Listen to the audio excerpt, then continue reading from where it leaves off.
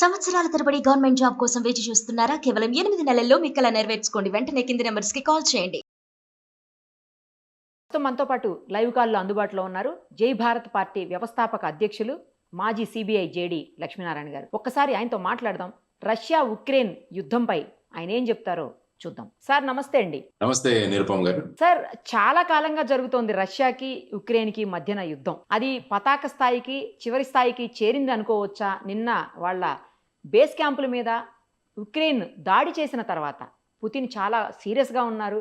వాళ్ళ మీద న్యూక్లియర్ బాంబులు వేసేసి మొత్తం ఉక్రెయిన్ని సర్వనాశనం చేస్తారని చెప్పేసి వినిపిస్తూ ఉంది న్యూస్. సార్ అసలు ఇది కంటిన్యూ అవుతుందా ఇలాగే, లేకపోతే స్టాప్ అయ్యే అవకాశాలు ఉన్నాయా? అసలు వీళ్ళిద్దరి మధ్యన ఇంత గొడవకి కారణం ఏమనుకోవాలి సార్? అది ఎప్పటికీ సమస్య పోయే అవకాశాలు కనిపిస్తున్నాయి. అంటే నిన్న ఈ సంఘటన జరిగిన తర్వాత కూడా టర్కీలోని ఇస్తాంబుల్లో ఈ రెండు దేశాల యొక్క శాంతి చర్చలు జరిగాయి. ఓకే. ఒకరికొకరు శాంతి ఒప్పందాలు ఎలా చేసుకోవాలన్న నోట్స్ కూడా వాళ్ళు ఎక్స్చేంజ్ చేసుకున్నారని మనకు తెలిసిన విషయం. ఓకే. యాక్చువల్గా ఆ ముందు రోజు చూస్తే మీకు ఆపరేషన్ స్పైడర్ వెబ్ అన్న పేరుతో సుమారుగా 18 సంవత్సరాల ముందు నుంచి వీళ్ళు చేస్తున్న ప్లానింగ్ ఇది. ఉక్రెయిన్ వాళ్ళు చేస్తున్న ప్లానింగ్. సుమారుగా 117 డ్రోన్లను ఉపయోగించి వారు 41 రష్యన్ ఎయిర్ క్రాఫ్ట్లను, తర్వాత 34% రష్యన్ క్రూయిజ్ మిసైల్స్ క్యారియర్స్ అన్నింటినీ కూడా హిట్ చేశారు వీళ్ళు. యాక్చువల్ గా మీరు ఇది చూసుకుంటే 1941వ సంవత్సరంలో జపాన్ వాళ్ళు అమెరికా మీద పెరల్ హార్బర్ అటాక్ అన్నది ఒకటి చేశారు. ఐ థింక్ డిసెంబర్ లో అనుకుంటా, డిసెంబర్ 8 తారీఖు అనుకుంటా 1941లో. అప్పుడు ఇంకా అమెరికా రెండవ ప్రపంచ యుద్ధంలో డైరెక్ట్ గా పాల్గొనలేదు. దాని తర్వాత ఈ సంఘటన తర్వాత ఏమైందంటే అమెరికా వీళ్ళు అలైడ్ ఫోర్సెస్ తో కలిసి వాళ్ళు ఈ రెండవ ప్రపంచ యుద్ధంలో పాల్గొనడం జరిగింది. కాబట్టి నిన్న మీరు టీవీలో ఎక్కడ చూసినా కూడా ఈ ఆపరేషన్ స్పైడర్ వెబ్ అన్నది మరొక పెరల్ హార్బర్ కాబోతోందా అన్నట్టుగా మాట్లాడారు. అవును సార్. పెరల్ హార్బర్ లో చూస్తే చాలా మంది చనిపోయారు. అప్పుడు సివిలియన్స్ కావచ్చు, అమెరికన్ సైన్యం కావచ్చు, తర్వాత చాలా నష్టం కలిగింది. ఆ తర్వాత మీరు చూస్తే వాళ్ళు 1945వ సంవత్సరంలో ఆగస్టు 6 మరియు 9 ఈ 2 తారీఖుల్లో లిటిల్ మ్యాన్, ఫ్యాట్ బాయ్ అని 2 న్యూక్లియర్ వెపన్స్ హిరోషిమా, నాగసాకి మీద ప్రయోగించడం జరిగింది. దానిలో సుమారుగా 2,50,000 మంది చనిపోవడం జరిగింది ఆ ఇన్సిడెంట్ తర్వాత. మీరు మొత్తం ప్రపంచంలో తీసుకుంటే ఇప్పటి వరకు న్యూక్లియర్ వెపన్స్ వాడింది కేవలం హిరోషిమా, నాగసాకి మీదే. ఆ తర్వాత ఇప్పటికి వరకు ఎక్కడా కూడా ఈ ప్రయోగాలు జరగలేదు. ఆ తర్వాత అనేక దేశాలు ఈ న్యూక్లియర్ వెపన్స్ అన్నవి తీసుకురావడం, మరి చైనా కావచ్చు, రష్యా కావచ్చు, ఫ్రాన్స్ కావచ్చు, తర్వాత వచ్చేసి 1974వ సంవత్సరంలో భారతదేశం, 1998వ సంవత్సరంలో పాకిస్తాన్. సో ఈ విధంగా అనేక దేశాలు ఈ న్యూక్లియర్ వెపన్స్ అన్నవి తయారు చేయడం మొదలుపెట్టి న్యూక్లియర్ వెపన్స్ నేషన్స్ అని అవన్నీ కూడా ముందుకొచ్చాయి. సో ఆ తరువాత ఈ విధమైన పరిస్థితుల్లో అందరూ ఎక్స్పెక్ట్ చేసింది ఏంటంటే ఈసారి పుటిన్ గారు ఖచ్చితంగా ఈ న్యూక్లియర్ వెపన్స్ అన్నది వాడే అవకాశం ఉంది అన్నది సాధారణంగా మీడియాలో జరుగుతున్న చర్చ. యాక్చువల్ గా మీరు చూసుకుంటే సుమారుగా ఈ యుద్ధం 3 సంవత్సరాల నుంచి జరుగుతుంది ఉక్రెయిన్కి, రష్యాకి. కానీ అందరూ కూడా ఈ యుద్ధం ముగిసిపోవాలని, ఇంక్లూడింగ్ మన ప్రధానమంత్రి నరేంద్ర మోడీ గారు కూడా ఈ యుద్ధం ముగిసిపోవాలి అని చెప్పేసి చాలా మీడియేషన్స్ కూడా చేశారు.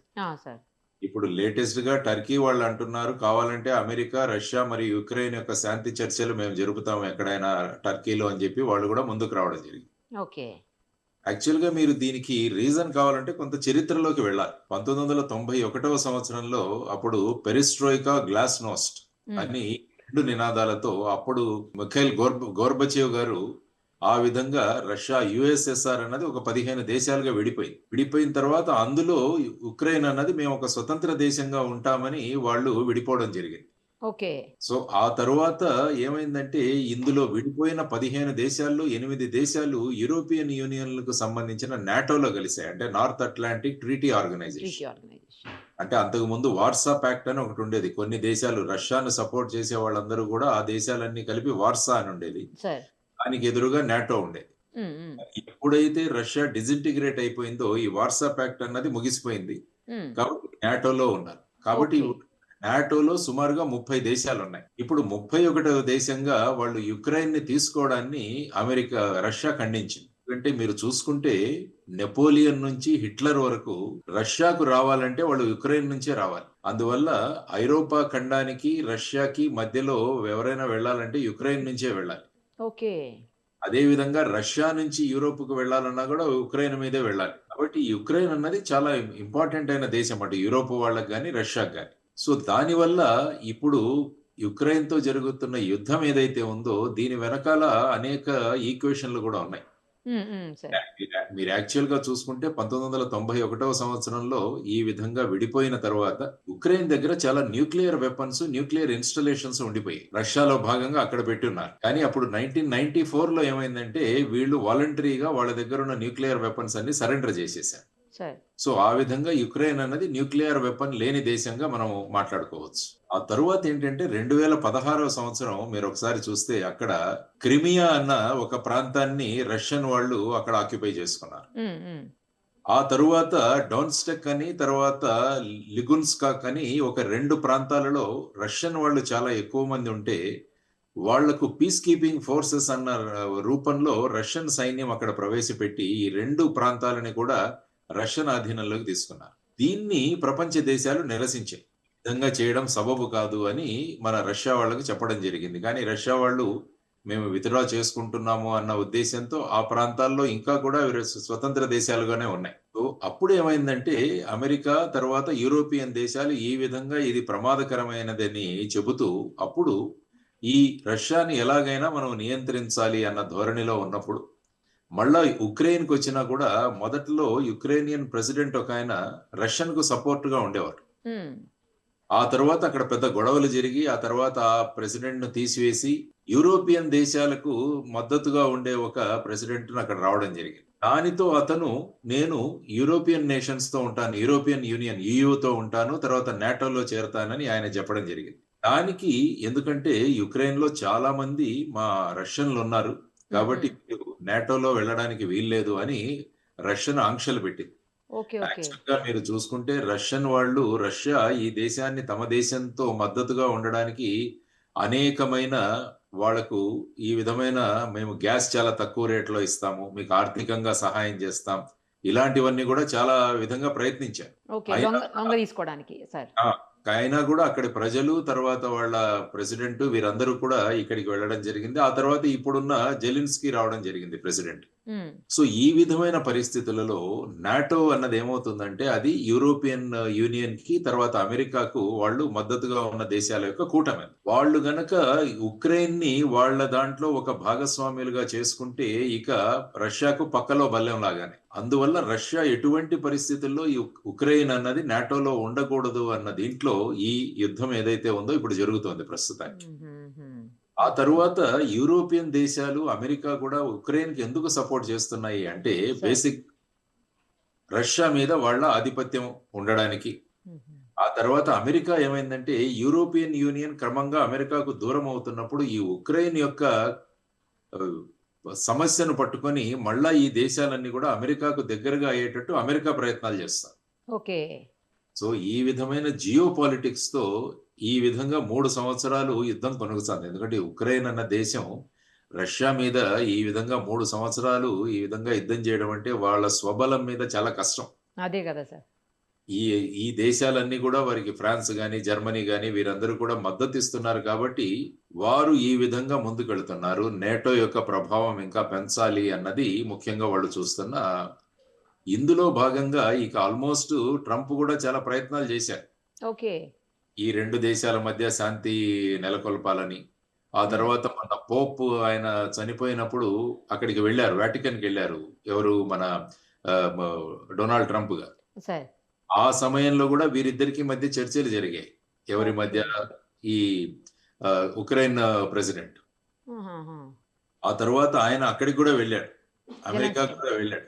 జెలెన్స్కీ అమెరికా కూడా వెళ్ళడం జరిగింది. అప్పుడు ఆ ప్రెస్ బ్రీఫింగ్ లో జెలెన్స్కీ కొద్దిగా గట్టిగా మాట్లాడడం జరిగింది. అంటే అమెరికా అధీనంలో మేము ఎట్లా ఉంటాము, అమెరికా యొక్క ఈ విధమైన పెత్తనం చెలాయించడానికి వీల్లేదు, ఆ విధంగా మాట్లాడాడు ఆయన. ఆ తర్వాత ఈ మధ్యలో మళ్ళా రష్యన్ ఉక్రెయిన్ మధ్య మేము ఇది శాంతి సంబంధాలు పెడతాయని ట్రంప్ గారు చాలా ప్లాట్ఫామ్స్ లో మాట్లాడాడు. ఆ తర్వాత దానికి పుతిన్ ఒప్పుకోవడంతో పుతిన్ ఏదో వేరే రకంగా ప్రవర్తిస్తున్నాడని ఆయన మీద ఒక విచిత్రమైన కామెంట్లు కూడా చేశాడు.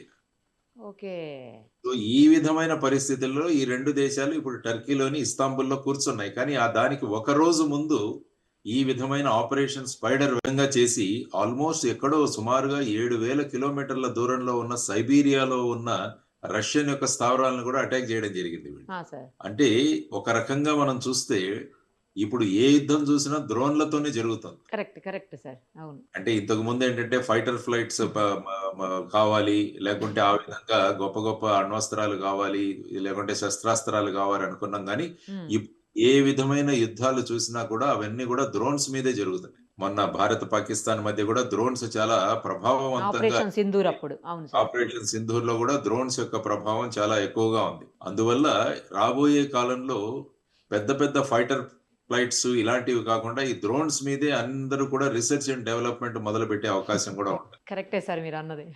సో ఆ విధమైన పరిస్థితుల్లో ప్రస్తుతం ఈ జియో పాలిటిక్స్ అన్నవి ఆ విధంగా రూపొందుతుంది.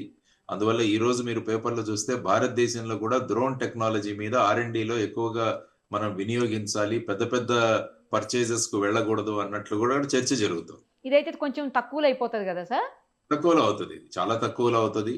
తర్వాత వీళ్ళు ఆపరేషన్ వెబ్, స్పైడర్ వెబ్ కూడా మీరు వాళ్ళ ప్లానింగ్ చూస్తే చాలా ఎప్పుడో 18 నెలల నుంచి చేస్తున్న ప్లానింగ్ వా. అంటే డ్రోన్లను దాచిపెట్టి అక్కడ ఒక చిన్న వుడెన్ బాక్సెస్ లో పెట్టి ఆ తర్వాత వాటి పైకప్పు అలాగే ఆటోమేటిక్ గా ఓపెన్ అయ్యేటట్టు వాటి నుంచి డ్రోన్స్ బయటికి వచ్చి ఈ రష్యన్ యొక్క సుమారుగా 41 ఎయిర్ క్రాఫ్ట్స్ మీద వాళ్ళు ఈ విధంగా డ్యామేజ్ చేశారు. సో ఈ విధమైన ప్లానింగ్ అది చూస్తుంటే ఒక చిన్న దేశం అంటే దీని వెనకాల అదే ఎంతో కదా మంది సార్. సహాయ సహకారాలు ఉన్నాయి. సో కానీ ఈ పీస్ టాక్స్ ముందుకు జరగడము అన్నది ఒక పాజిటివ్ గా మనం చూసుకోవచ్చు. ఎందుకంటే అణ్వాస్త్రాలు ఉపయోగించడం మొదలు పెడితే దానికి ఒక అంతుండదు. యాక్చువల్ గా ఎవరో అన్నారు, ఈ ఉక్రెయిన్ రష్యా యుద్ధము 3వ ప్రపంచ యుద్ధానికి దారి దారి తీస్తుందన్న తీస్తుంది చర్చ అని. కూడా అవును సార్ జరుగుతుంది. Correct correct.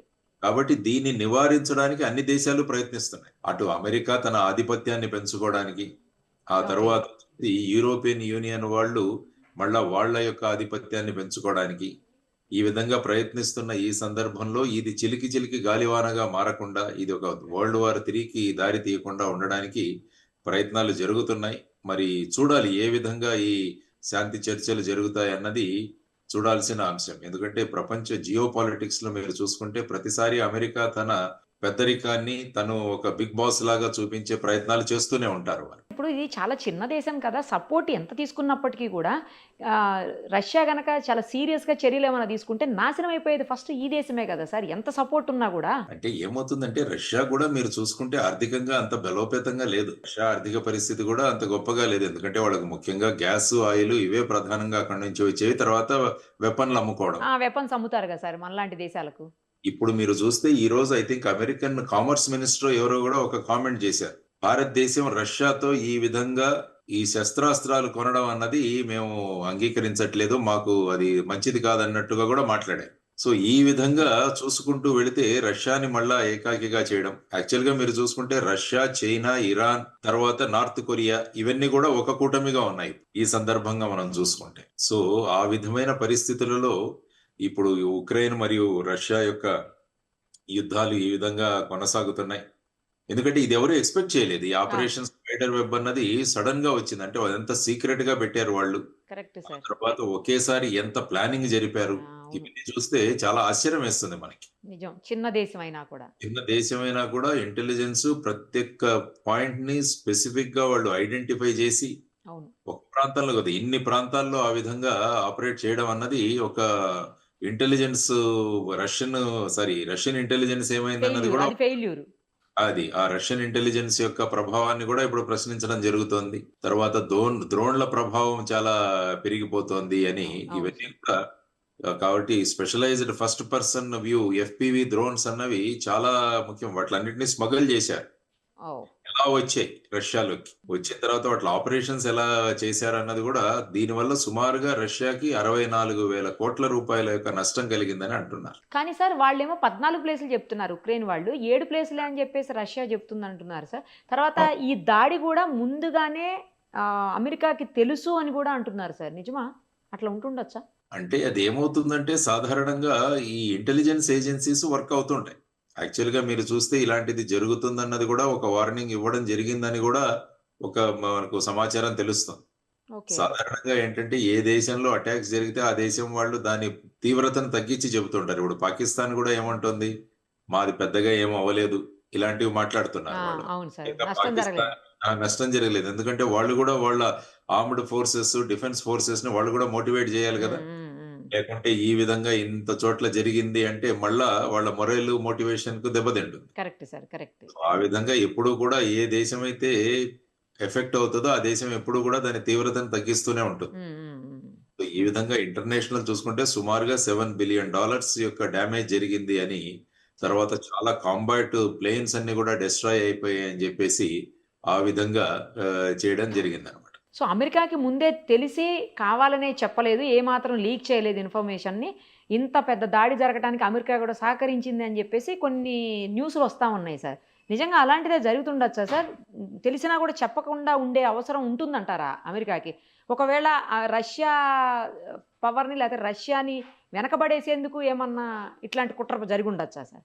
ఎప్పుడు కూడా ఏంటంటే అమెరికా నేను ఇంతకుముందు చెప్పినట్టు వాళ్ళ డామినేషన్ ఎప్పుడు కూడా ఎప్పుడు ఆధిపత్యం. ఆ! సరే. చూస్తుంటది. ఆధిపత్యం అది నడవాలి. అవును. అవును. సో, ఆధిపత్యం కోసం మిగతా దేశాలు ఈ విధంగా చేస్తున్నప్పుడు కూడా వాళ్ళు మౌనం వహించడంలో కూడా అదేం పెద్ద విచిత్రం కూడా మనకు అనిపించదు. సో, ఆ విధంగా చేసుకునే అవకాశాలు కూడా వాళ్ళకుంటాయి. హ్మ్.